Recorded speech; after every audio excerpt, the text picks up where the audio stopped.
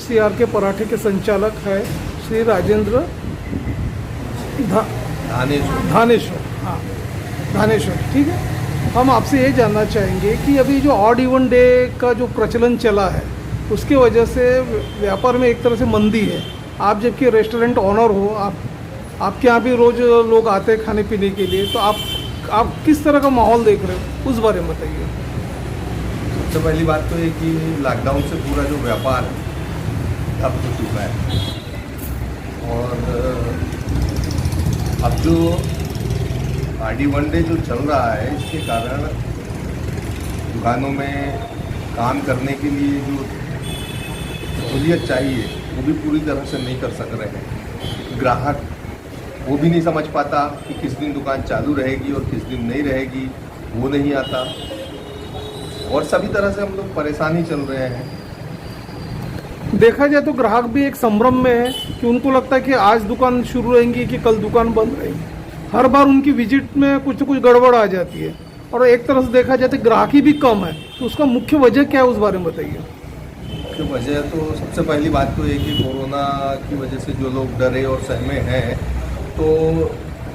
वो ठीक है अपनी जगह, लेकिन सबसे बड़ी बात ये ज़रूरत के हिसाब से जिन लोगों को जाना आना होता है, जैसे हम भी कभी अपने सामान खरीदने दुकान जाते हैं, तो वहाँ जाने के बाद मालूम होता है कि आज वो दुकान बंद है। अब सभी चीज़ें मैनेज कर पाना कि किस दिन कौन सा एरिया खुला रहेगा, कहाँ की कौन सी दुकानें खुली रहेगी, ये जानकारी रख पाना भी बड़ा मुश्किल काम है।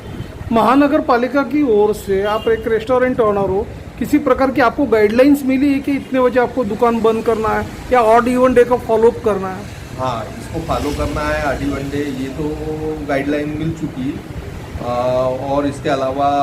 7 बजे दुकान बंद करना पड़ता है, नहीं तो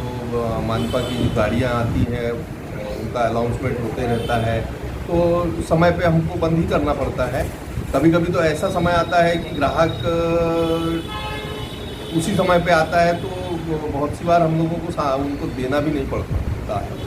इन्हें कहना चाहिए कि जो ग्राहक आया उसने अगर ऑर्डर किया कि मुझे इतना सामान चाहिए, देते देते थोड़ी बहुत देरी हो जाती है तो 7 बजे शटर बंद करना पड़ता है, क्योंकि चालान बहुत ज़्यादा है। और ये चालान की स्थिति ऐसा है कि सबसे पहली बात तो कोरोना महामारी में जो हर व्यापारी डूबा है, इसको उभरने को अभी साल से 1.5 साल लगेगा, इस कमाई इसको पूरा करने में ही। और ऊपर से अगर अभी जो घर चलाने के हिसाब से, काम चलाने के हिसाब से जो व्यापार कर रहे हैं हम जैसे लोग, रेस्टोरेंट वाले और भी जो हैं, तो अगर इसमें 10,000 रुपये तक का जो फाइन की व्यवस्था है वो फाइन कर देते हैं, 5 से 10,000 रुपये, तो इसकी भरपाई कब करेगा आदमी? इस डर के मारे बहुत बार अपना बहुत ज़्यादा अलग तरह का नुकसान उठाना पड़ता है। आपके संज्ञान में होगा कि जो महानगर पालिका की जो गाइडलाइंस है स्पेशली रेस्टोरेंट के लिए, दुकानदारों के लिए, कि आपको सिर्फ इवन पार्सल देना है और 5 लोगों के ऊपर आपको गर्दी का जमावड़ा नहीं करना है, और जो भी ग्राहक आएंगे उसके लिए आपको सोशल डिस्टेंसिंग मेंटेन करना है। तो आपके यहाँ जो ग्राहक आते हैं पर्टिकुलरली, आप जो पार्सल देते हैं उनको, तो किस तरह के आप लोग सावधानी बरतते हैं, उस बारे में बताइए। देखिए, जो गाइडलाइन है उसके अनुसार सैनिटाइज़र का उपयोग और खुद को स्वच्छ रखना, हमारे यहाँ पे हमने तो मज़दूर रखा ही नहीं है, जबकि स्थिति यह है कि रोज़ मज़दूर काम मांगने आते हैं, और जहाँ तक हो सकता है तो जो गाइडलाइंस है उसको पूरी तरह से फॉलो करते हैं, और इसका कारण ये है कि व्यापार नहीं हो पा रहा है। आप जबकि रेस्टोरेंट चलाते हो, महानगर पालिका के जो आयुक्त ने जो गाइडलाइंस दी है उसका पूरी तरह से फॉलोअप करते हैं, इसके बावजूद भी आप महानगर पालिका के आयुक्त को और महानगर पालिका को आप क्या सजेशन देना चाहोगे, सुझाव देना चाहोगे? देखिए, जनता के हित के लिए लॉकडाउन बहुत ज़रूरी था और इसका पालन भी किया गया, लेकिन अभी पिछले दिनों जो 2 दिन तक के लॉकडाउन हुआ, इस लॉकडाउन का अगर परिणाम देखा जाए तो पेशेंट ज़्यादा पाए जा रहे हैं। अब इसकी वजह, इसका खामियाजा जनता भुगत रही है, और वजह प्रशासन इसको बहुत अच्छे से समझ सकता है। कोरोना का प्रादुर्भाव दिन पे दिन बढ़ते जा रहा है, कोरोना के संक्रमण के मरीज काफ़ी मिल रहे हैं। ऐसे में सावधानी के लिए जो महानगर पालिका की तरफ से जो ड्राइव चलाया जा रहा है, जो मुहिम चलाई जा रही है, तो आप उसका समर्थन करते हो? देखिए, बहुत सी चीज़ें जनहित में है, और जो जनहित में होती है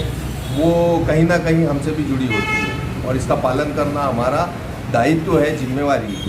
बशर्ते ये है कि जो नियमों का जहाँ जहाँ जिस तरह से पालन करवाया जाता है वह कितनी उपयुक्त है। अधिकारियों को इस बात का ध्यान रखना चाहिए कि इससे कोई भी तबका, चाहे गरीब हो अमीर हो, किसी भी तबके को किसी भी तरह का नुकसान ना हो,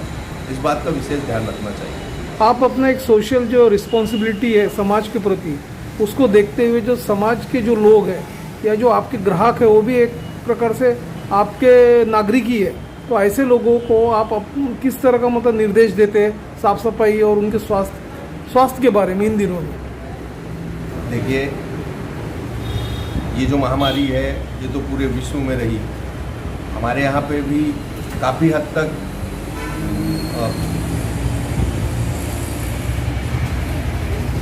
तक इसका खामियाजा लोग भुगत रहे हैं, जो नहीं माने या जिस कारण से भी ये बीमारी फैल रही है। अब इसके सुधार के लिए या इससे बचाव के लिए जो कुछ भी यथासंभव हर नागरिक से हो सकता है वो करना चाहिए। जो सरकारी गाइडलाइन है उनका अनुसरण करना, उनका पालन करना, और इसके लिए हम स्वयं भी अपने काम में पूरी पारदर्शिता के साथ काम करते हैं। कोरोना एक वैश्विक महामारी है, ऐसे में जो कोरोना योद्धा जो है, पुलिसकर्मी हो गया, सफाई कर्मी हो गया, आशा वर्कर्स हो गए, जो रात दिन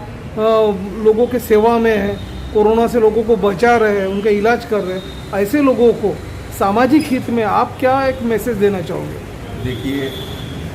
ऐसी विषम परिस्थिति में जो व्यक्ति काम करता है और उनको जो सम्मान मिलना चाहिए वो वाकई सराहनीय काम है, और भगवान के रूप में ही ये अपने जीवन को, स्वयं को ऐसी खतरनाक परिस्थितियों में सामने लाकर जनहित के लिए काम करते हैं। ऐसे लोगों का सम्मान करना हमारा और सारे समाज का दायित्व है और जिम्मेदारी।